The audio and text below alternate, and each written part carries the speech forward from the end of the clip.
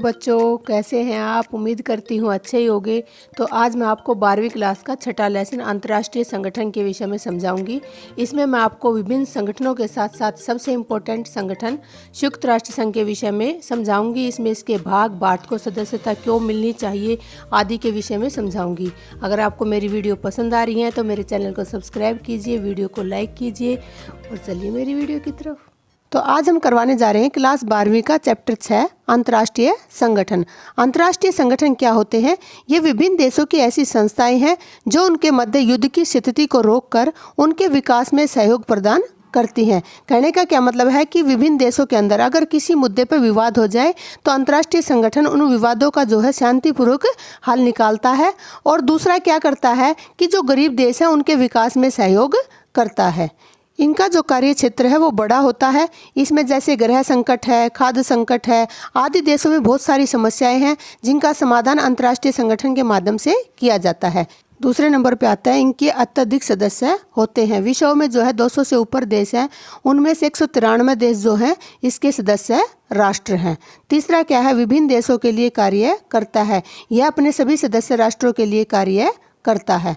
हमें अंतर्राष्ट्रीय संगठनों की आवश्यकता क्यों पड़ती है? तो हमें अंतर्राष्ट्रीय संगठनों की आवश्यकता इसलिए पड़ती है क्योंकि बहुत सारे देश होते हैं, बहुत सारे देशों के बीच जो है विभिन्न मुद्दों पर विवाद होते रहते हैं और उनमें युद्ध की संभावना हो जाती है। तो उन देशों के मध्य युद्ध की जो संभावना है उसको कम करने के लिए अंतर्राष्ट्रीय संगठनों की आवश्यकता पड़ती है। दूसरा क्या है? देशों के मध्य सहयोग की भावना। सहयोग की भावना कैसे है? कोई भी देश इतना आत्मनिर्भर नहीं है कि उसे दूसरे राष्ट्र की आवश्यकता ना पड़े, तो उसके लिए उनमें क्या होना चाहिए? सहयोग होना चाहिए। तो अंतर्राष्ट्रीय संगठन उनमें क्या करते हैं? सहयोग की भावना उत्पन्न करते हैं। तीसरा पॉइंट क्या है कि देशों के मध्य संधि एवं समझौते करवाने के लिए ये क्या है कि जब युद्ध की संभावना हो जाती है, कई बार युद्ध भी हो जाते हैं, तो उन देशों के अंदर जो है संधि और समझौते करवाने के लिए भी जो है अंतर्राष्ट्रीय संगठनों की आवश्यकता पड़ती है। उसके बाद है विश्व समस्याओं को दूर करना। जैसे ग्लोबल वार्मिंग है, ये एक देश की समस्या नहीं है। आतंकवाद है, ये एक देश की समस्या नहीं है। तो जो ऐसी समस्याएं जो विश्व की समस्याएं हैं उनको दूर करने के लिए भी हमें अंतर्राष्ट्रीय संगठनों की आवश्यकता होती है। फिर आता है सामाजिक आर्थिक विकास। विश्व के अंदर क्या है? बहुत सारे गरीब देश हैं, बहुत सारे अमीर देश हैं। तो जो गरीब देश हैं उनका सामाजिक और आर्थिक विकास करने के लिए भी जो है अंतर्राष्ट्रीय संगठनों की आवश्यकता होती है। अब बात कर लेते हैं मुख्य अंतर्राष्ट्रीय संगठनों की। सबसे पहले मैं बात करूंगी लीग ऑफ नेशन की। लीग ऑफ नेशन क्या है कि सबसे जो पहला अंतर्राष्ट्रीय संगठन ये बनाया गया, क्यों बनाया गया कि जो प्रथम विश्व युद्ध हुआ था 1914 से 1918, उसमें 1 करोड़ व्यक्ति मारे गए थे। तो विश्व के देशों को लगा कि एक ऐसी संस्था होनी चाहिए कि ऐसे युद्ध दोबारा ना हो। तो देखिए, इस प्रकार विश्व युद्ध को दोबारा होने से रोकने और शांति बनाए रखने के लिए अंतर्राष्ट्रीय संगठनों की सोची गई। किसने सोची इसको? अमेरिकी राष्ट्रपति वुड्रो विल्सन ने सबसे पहले इसके बारे में सोचा और लीग ऑफ नेशन की स्थापना की गई 10 जनवरी 1920 को। ये पहला अंतर्राष्ट्रीय संगठन बना ताकि युद्धों को रोका जा सके और शांति स्थापित हो सके। इसका जो मुख्यालय है वो जेनेवा में बनाया गया, परंतु यह युद्ध रोकने में असफल रहा और द्वितीय विश्व युद्ध हुआ। द्वितीय विश्व युद्ध क्या हुआ? 1939 से 1945 तक द्वितीय विश्व युद्ध हुआ और इसमें प्रथम विश्व युद्ध से भी ज़्यादा व्यक्ति मारे गए। कितने व्यक्ति? 5 करोड़। ठीक है। इस पर क्या है कि जो लीग ऑफ नेशन है उसको ज़्यादा मजबूत बनाने की सोची गई और आवश्यकता महसूस की गई कि इससे काम नहीं चलेगा, तो उसके उत्तराधिकारी के रूप में संयुक्त राष्ट्र संघ बनाया गया। अब पढ़ते हैं संयुक्त राष्ट्र संघ। संयुक्त राष्ट्र संघ क्या है? इसकी स्थापना 24 अक्टूबर 1945 को की गई और भारत जो है इसका सदस्य बना 30 अक्टूबर 1945, यानी 6 दिन के बाद ही भारत इसका सदस्य बन गया था। इसमें जो सदस्य देश हैं वो 193 है और 193वां जो सदस्य बना वो दक्षिणी सूडान बना। ठीक है। इसका जो मुख्यालय है वो न्यूयॉर्क में है। इसकी जो स्थापना थी उस समय इसके अंदर 51 देश थे, लेकिन इसके चार्टर में जो है 50 देशों ने हस्ताक्षर कर रखे हैं। इसमें जो 51वां देश जुड़ा वो था पोलैंड। अब बात कर लेते हैं कि इसके विचार किसने दिया। इसका विचार दिया था अमेरिकी राष्ट्रपति रूजवेल्ट ने। इसका जो वर्तमान महासचिव है वो है एंटोनियो गुटेरेस, जो कि पुर्तगाल के हैं। ठीक है, अब बात करते हैं इसके अंगों की। संयुक्त राष्ट्र संघ के 6 अंग हैं। सबसे पहला है महासभा। जैसे भारत में संसद है उसी प्रकार संयुक्त राष्ट्र संघ के अंदर जो है महासभा है। इसमें जितने सदस्य संयुक्त राष्ट्र संघ के हैं उतने ही सदस्य इसके होते हैं, यानी 193 सदस्य। इसको लघु संसद भी कहा जाता है। किसकी? विश्व की। ठीक है, इसका जो प्रथम अध्यक्ष है वो विजयलक्ष्मी पंडित बनी थी और वो भारत की थी। ठीक है, उसके बाद आता है कि इसके जो अध्यक्ष हैं उनका कार्यकाल कितना है, वो 1 वर्ष का होता है और इसमें हर वर्ष क्या होते हैं, सम्मेलन होते हैं। इसके घोषणा पत्र में जितने भी विषय हैं उन पर क्या होती है, चर्चा होती है, तर्क वितर्क होता है। मतलब कि है ये विवाद का मंच है। मतलब जिन देशों के बीच जो विवाद है उनको जो है यहाँ पर विचार विमर्श के लिए लाया जाता है। इसके अंदर जो देश हैं वो सभी सदस्य राष्ट्र समान समझे जाते हैं। इसमें यहाँ पर कोई अमीर गरीब विकसित विकासशील का कोई भी भेदभाव यहाँ पर नहीं होता। इसमें हर सदस्य को 1 वोट का अधिकार दिया गया है। जब भी कोई फैसला होता है, विवाद के ऊपर तर्क वितर्क होता है और फैसला सुनाया जाता है तो उसमें सामान्य फैसले पर आम बहुमत होता है। लेकिन अगर कोई विषय खास है तो उस पर जो है इसके 2/3 सदस्यों का बहुमत होना अनिवार्य है। तो अब हम पढ़ते हैं संयुक्त राष्ट्र संघ का दूसरा अंग क्या, सुरक्षा परिषद। इसके 15 सदस्य होते हैं। इसमें 5 स्थायी और 10 अस्थायी सदस्य होते हैं। जो 5 स्थायी सदस्य हैं वो हैं चीन, ब्रिटेन, फ्रांस, रूस और अमेरिका। ठीक है, और जो 10 अस्थायी सदस्य हैं वो अल्फ़ाबेट के हिसाब से होते हैं। जैसे ए, फिर बी, फिर सी, ऐसे अल्फ़ाबेटिक जो है अस्थायी सदस्य चुने जाते हैं। उनका जो कार्यकाल होता है वो 2 वर्ष का होता है और उन सदस्यों को महासभा विधेयक पास करके चुनती है। इस सुरक्षा परिषद के जो उद्देश्य हैं वो क्या हैं? शांति और सुरक्षा बनाए रखना। विश्व के अंदर क्या बनाना? शांति बनाए रखना और जो गरीब देश हैं उनकी सुरक्षा बनाए रखना। दूसरा है अनिवार्य निर्णय लागू करना। क्या है कि जब इराक ने कुवैत पर हमला करके उसे अपने कब्जे में लिया तो सुरक्षा परिषद ने ही निर्णय लिया कि जो है कुवैत को मुक्त करवाया जाए। इससे क्या है कि ऐसे ऐसे जो निर्णय हैं वो सुरक्षा परिषद लेती है। तीसरा है देशों के विवादों को सुलझाना। सुरक्षा परिषद जो है 2 देशों के अंदर अगर कोई विवाद हो जाता है तो प्रयास करती है कि उन विवादों को शांतिपूर्वक ढंग से सुलझाया जाए। चौथे नंबर पे आता है शांति भंग करने वालों को सजा। कैसे सजा दी जाती है कि जब कोई बड़ा देश छोटे देश का शोषण करता है, उस पर आक्रमण करता है तो सुरक्षा परिषद के माध्यम से उसे समझाया जाता है।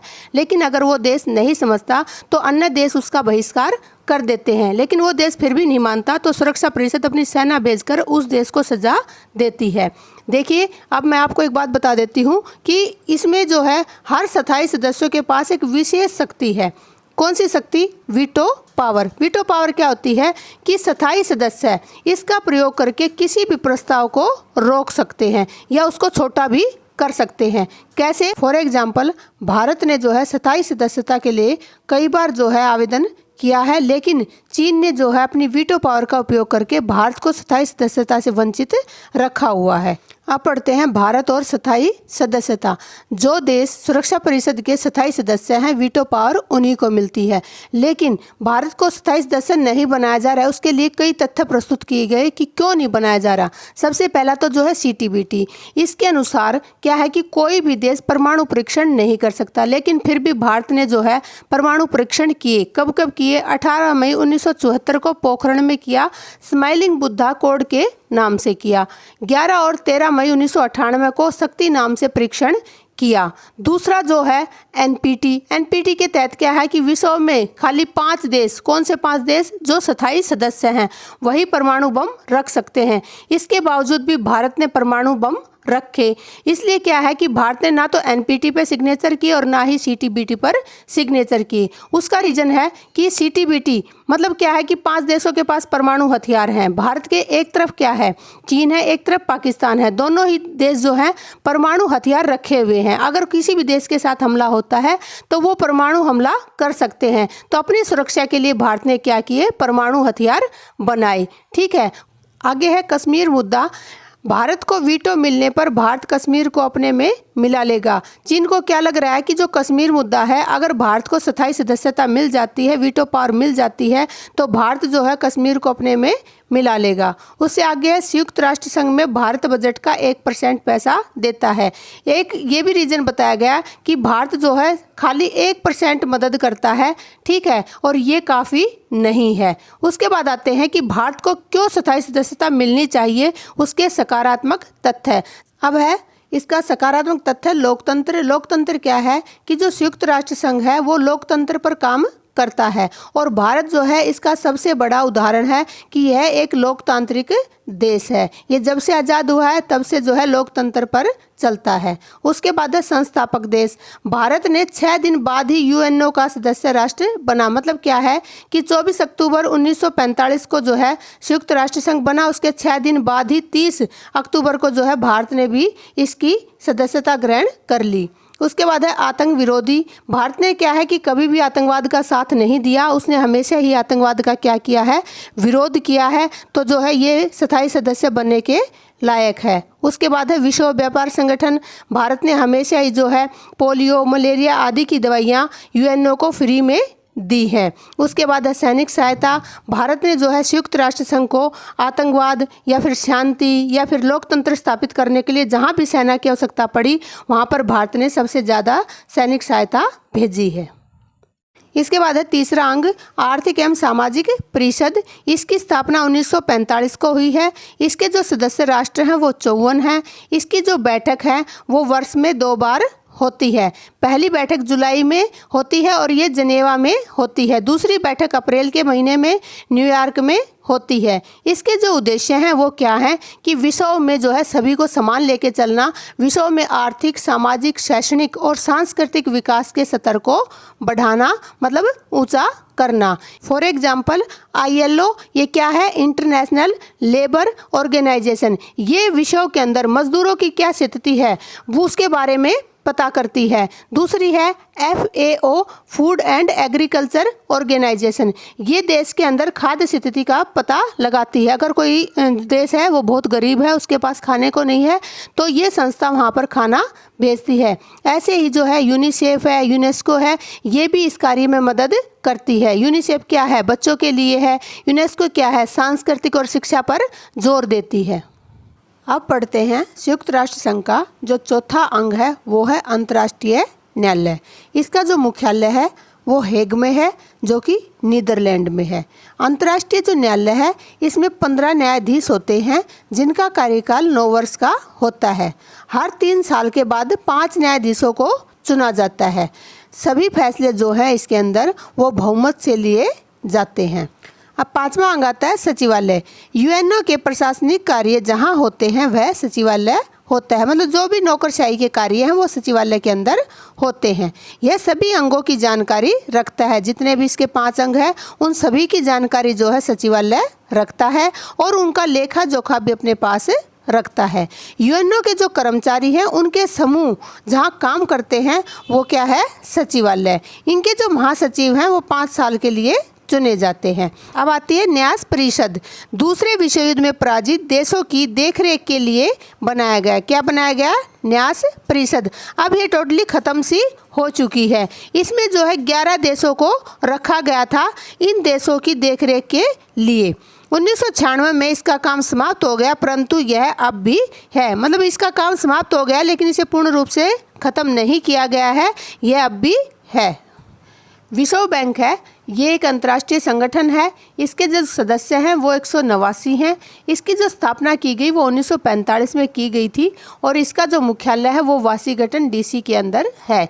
इसके जो उद्देश्य हैं वो गरीब और विकासशील देशों का विकास में सहयोग करना है और जो विकासशील देश हैं जो अपने आप को विकसित करने की होड़ में लगे हुए हैं उन देशों को क्या देता है, ये ऋण प्रदान करता है। ये गरीब देशों को ऋण देके वहाँ पे उद्योग खोलने में मदद करता है ताकि वो गरीब देश भी जो है विकसित या विकासशील देशों के बराबर में आ सके।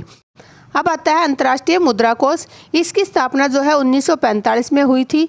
इसके सदस्य भी 189 हैं और मुख्यालय वाशिंगटन डीसी के अंदर है। इसके जो उद्देश्य हैं वो क्या है कि जो इसके सदस्य राष्ट्र हैं उनको तकनीकी सहायता पहुंचाना, उन देशों की आर्थिक मदद करना और उन देशों की अर्थव्यवस्था पर नज़र बनाए रखना। अगला जो अंतर्राष्ट्रीय संगठन है वो है विश्व व्यापार संगठन। इसकी स्थापना 1995 में हुई थी। इसके जो सदस्य राष्ट्र हैं वो 164 हैं और इसका मुख्यालय जिनेवा में है। तो इसके जो उद्देश्य है वो है अंतर्राष्ट्रीय व्यापार के नियम बनाना। सबसे पहले तो क्या है कि विश्व व्यापार संगठन अंतर्राष्ट्रीय स्तर पर व्यापार के नियम बनाते हैं जो सभी देशों पर लागू होते हैं। सभी देशों में मुक्त व्यापार को बढ़ावा देना। ये क्या करते हैं, प्रयास करते हैं कि सभी देश कैसे व्यापार करें, मुक्त व्यापार करें, ताकि गरीब जो देश हैं वो भी व्यापार आसानी से कर सकें। तीसरा है व्यापारिक सहयोग को बढ़ा देना। ये देशों के अंदर जो है व्यापारिक सहयोग को बढ़ावा देते हैं। इसके बाद आता है एमनेस्टी इंटरनेशनल। ये एक स्वयंसेवी संस्था है जो मानव मूल्यों की रक्षा करती है। इसकी स्थापना 1961 में हुई थी और इसका जो मुख्यालय है वो लंदन में है जो कि ब्रिटेन में है। इसके जो उद्देश्य हैं मानव अधिकारों से संबंधित रिपोर्ट प्रकाशित करना है। मतलब क्या ये सभी देशों पर नज़र रखती है कि कहाँ पर मानव जो है सुरक्षित हैं या नहीं है। दूसरा है मानव अधिकारों की रक्षा करना और भेदभाव की समाप्ति करना। ये मानव के अधिकारों की रक्षा करती है और भेदभाव को समाप्त करने का प्रयास करती है। विश्व के लोगों को मानव अधिकारों के प्रति जागरूक करना। ये विश्व के लोगों को मानव अधिकारों के प्रति जागरूक करती है ताकि कोई भी जो व्यक्ति है उसके साथ अन्याय ना हो। उसके बाद आता है ह्यूमन राइट्स वॉच। इसकी स्थापना 1978 में हुई थी और इसका मुख्यालय जो है वो न्यूयॉर्क में है। इसका भी उद्देश्य जो है मानव अधिकारों की रक्षा करना है। अब हम पढ़ते हैं संयुक्त राष्ट्र संघ की एजेंसियाँ या इन्हें शाखाएं भी कह सकते हैं। सबसे पहले हम पढ़ेंगे WHO वर्ल्ड हेल्थ ऑर्गेनाइजेशन। इसे हम हिंदी में विश्व स्वास्थ्य संगठन कहते हैं। नाम से ही पता लग रहा है कि विश्व के अंदर जितने देश हैं उनके अंदर स्वास्थ्य का जो है निगरानी करना इस संस्था का काम है। वहाँ कितने लोग स्वस्थ हैं, कितने लोगों को दवाइयों की आवश्यकताएं हैं, कितने लोगों को इलाज की आवश्यकताएं, ये सभी कार्य कौन करता है, विश्व स्वास्थ्य संगठन। इसकी स्थापना 1948 में हुई थी। दूसरा है UNDP United Nation Development Programme. जितने भी संयुक्त राष्ट्र संघ के द्वारा विकास कार्यक्रम देशों के अंदर करवाए जाते हैं वो इसी संस्था के तहत करवाए जाते हैं।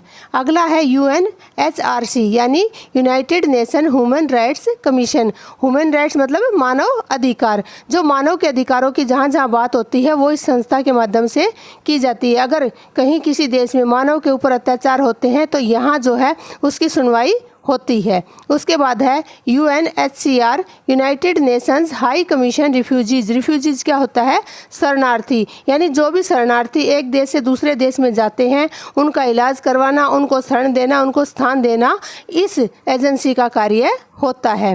फिर आता है UNICEF United Nations Children's Fund. इसे हिंदी में कहते हैं संयुक्त राष्ट्र बाल कोष। यानी बच्चों के मामले में जो भी चीज़ें हैं, किताबें हैं या बैग्स हैं या जो भी हैं वो सभी जो है इस संस्था के माध्यम से कार्य किए जाते हैं। उसके बाद आती है UNESCO United Nations Educational Social and Cultural Organization. यह है संयुक्त राष्ट्र शैक्षणिक वैज्ञानिक और सांस्कृतिक संगठन। मतलब शिक्षा से संबंधित या विज्ञान से संबंधित या संस्कृति से संबंधित जितने भी कार्य देशों के अंदर होते हैं वो इस संगठन के माध्यम से करवाए जाते हैं। तो यूनिसेफ और यूनेस्को जो है वो बहुत ही प्रचलित हैं और जो है ये कई बार एग्जाम में पूछी जाती हैं। अब पढ़ते हैं शीत युद्ध के बाद आए परिवर्तन। सबसे पहले है सोवियत संघ का विघटन। जो सबसे बड़ा परिवर्तन आया वो आया कि सोवियत संघ के जो है टुकड़े हो गए थे, वो अनेक टुकड़ों में बढ़ चुका था और उसके बाद अब क्या रह गया था कि जो दो ध्रुवीय व्यवस्था थी वो एक ध्रुवीय व्यवस्था में बदल गई थी। अब जो है दो महाशक्तियों का वर्चस्व नहीं रहा, अब खाली अमेरिकी वर्चस्व जो है विश्व के अंदर बना रहा और जो नौ स्वतंत्र राष्ट्रों की अर्थव्यवस्था थी उसमें भी सुधार होने लगा। उसके बाद जो एक और जो परिवर्तन आया वो आया चीन का तेजी से विकास। चीन जो है बहुत ही तेजी से आगे बढ़ रहा है। अब तक आपने पढ़ा शीत युद्ध के बाद क्या क्या परिवर्तन आए और अब हम उन चुनौतियों को पढ़ते हैं जो नई नई चुनौतियां विश्व के सामने आ रही हैं। सबसे पहले गृह युद्ध। विश्व के अंदर जितने राष्ट्र हैं उनमें आपस में भी कई देशों में गृह युद्ध की स्थिति छिड़ गई है, फॉर एग्जाम्पल श्रीलंका। उसके बाद देखिए परमाणु हथियारों का प्रसार। सभी देश क्या है, परमाणु हथियार बनाने में जुटे हुए हैं। तो परमाणु हथियारों का क्या हो गया है, प्रसार हो गया है, बहुत ज़्यादा मात्रा में बन गए हैं। तीसरी जो चुनौती है वो है आतंकवाद। आतंकवाद भी जो है अपने पैर पसार रहा है और हर देश में जो है आतंकवाद फैला हुआ है। ठीक है, भारत जो है आतंकवाद का बहुत ही बड़ा शोषित देश है। उसके बाद है चौथे नंबर पे जलवायु परिवर्तन। जलवायु में बहुत बड़े परिवर्तन आ रहे हैं, ग्लोबल वार्मिंग जो है इसका एग्जाम्पल है। फिर है जो बड़ी चुनौती आई वो है महामारियाँ। विश्व के अंदर बहुत सारी महामारियाँ हैं और अभी वर्तमान की अगर चुनौती की बात करें तो वो कोरोना, आप सभी देख सकते हैं कि सभी देशों के अंदर ये फैला हुआ है। तो अब क्या हुआ कि शीत युद्ध के बाद जो है बहुत बड़ा विश्व में परिवर्तन आया और क्या हुआ कि नई नई विश्व के सामने चुनौतियां आने लगी। तो एक नई नई मांगे उठने लगी कि संयुक्त राष्ट्र संघ में भी जो है इन चुनौतियों का सामना करने के लिए सुधार किए जाएं। और सुधारों की क्या क्या मांगे उठी। पहली मांग तो उठी कि वीटो वाले देशों की संख्या बढ़ाना। आप सभी को पता है कि 5 देशों के पास वीटो है और वो अन्य देशों के अगर उनकी मित्रता है तो उनके प्रस्ताव पास करवा देते हैं, अदरवाइज वो उनको रोक देते हैं। तो इसलिए क्या है, पहली मांग तो यही रखी गई कि वीटो वाले जो देश हैं उनकी संख्या में बढ़ोतरी की जाए। दूसरा क्या है कि जो संयुक्त राष्ट्र की बनावट और कार्यशैली उसमें सुधार किया जाए। क्या कि संयुक्त राष्ट्र में महासभा है, उसमें 193 देश हैं, लेकिन क्या है कि सुरक्षा परिषद में क्या है कि सिर्फ 15 ही देश, उनमें से 5 देशों को ही जो है स्थायी सदस्यता मिली हुई है। तो जितने देश महासभा में ऐसे ही सुरक्षा परिषद के भी देश होने चाहिए। देखिए, सुरक्षा परिषद में सदस्यों को बढ़ाना मतलब 15 की जगह जो है इन देशों की संख्या भी बढ़ाई जाए और नए नए देशों को इसमें शामिल किया जाए। चौथा है संयुक्त राष्ट्र संघ में न्यायाधिकार के क्षेत्र को बढ़ाना। संयुक्त राष्ट्र संघ में जो अंतर्राष्ट्रीय न्यायालय द्वारा जो न्याय किया जाता है उनके क्षेत्रों को बढ़ाना ताकि हर देश को न्याय मिल सके। अब हम पढ़ते हैं संयुक्त राष्ट्र संघ की सफलताएं और असफलताएं। तो सबसे पहले हम पढ़ते हैं सफलता, जिसमें पहला पॉइंट है राजनीतिक उपलब्धियां। संयुक्त राष्ट्र संघ ने विभिन्न देशों की अंतर्राष्ट्रीय विवादों को सुलझाने में मदद की है। क्या है कि जो देशों के बीच विवाद हो जाते हैं उनकी संयुक्त राष्ट्र संघ ने शांतिपूर्ण ढंग से सुलझाने का प्रयास किया है। फॉर एग्जाम्पल, कांगो समस्या, कुवैत इराक समस्या, सीरिया लेबनान समस्या और भी काफ़ी समस्याएं हैं जिन्हें संयुक्त राष्ट्र संघ ने जो है शांतिपूर्ण ढंग से सुलझाया है। दूसरा पॉइंट क्या है, निशस्त्रीकरण। संयुक्त राष्ट्र संघ ने जो है निशस्त्रीकरण के अनेक प्रयास किए और अनेक निशस्त्रीकरण सम्मेलन किए हैं। क्या है कि संयुक्त राष्ट्र संघ नहीं चाहता कि कोई भी देश हथियार बनाए और अपने पास रखे, क्योंकि जिन देशों के पास हथियार होते हैं उनमें जो है युद्ध की संभावना ज़्यादा होती है। तो संयुक्त राष्ट्र संघ प्रयास करता है कि कम से कम शस्त्र देशों के पास हो, इसके लिए उसने बहुत सारे सम्मेलन किए हैं। तीसरा है अंतर्राष्ट्रीय सहयोग को बढ़ावा देना। संयुक्त राष्ट्र संघ क्या करता है कि देशों के बीच में शैक्षणिक, आर्थिक, सामाजिक और वैज्ञानिक सहयोग को बढ़ावा देता है। जब देश एक दूसरे से ऐसे जुड़े रहेंगे तो उनमें युद्ध की संभावना कम होगी और मैत्रीपूर्ण संबंध ज़्यादा बनेंगे। चौथा पॉइंट है विवादों का निपटारा शांतिपूर्ण तरीके से करवाने का मंच है। ये क्या है, एक तरीके का मंच है देशों का, क्योंकि अगर दो देशों के बीच विवाद है तो वो दो देश कहाँ पे जाके बात करेंगे, बातचीत का कोई माध्यम नहीं होगा तो वो बातचीत नहीं कर पाएंगे। इसलिए संयुक्त राष्ट्र संघ क्या है, एक माध्यम है, एक मंच है जहाँ आके देश अपनी समस्याएं रख सकते हैं।